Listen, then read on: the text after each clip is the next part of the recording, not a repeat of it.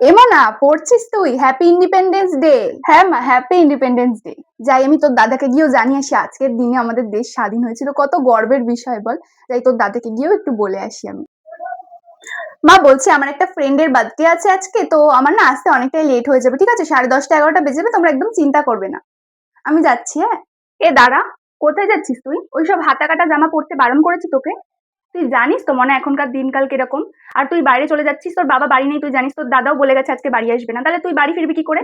সন্ধ্যে 6টার মধ্যে যদি তুই বাড়ি হ্যাপি ফিরতে পারিস তাহলে যা, ইন্ডিপেন্ডেন্স ডে। তাহলে যেতে হবে না। এখনকার দিনকাল তুই ভালো করে জানিস, তাও তুই যাচ্ছিস, আর অত রাতে তো আমি তোকে ফিরতেই দেবো না।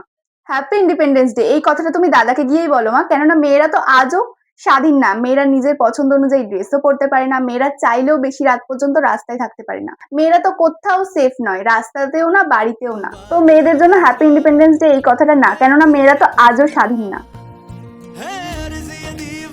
ঠিকই তো, মেয়েরা আজও স্বাধীন।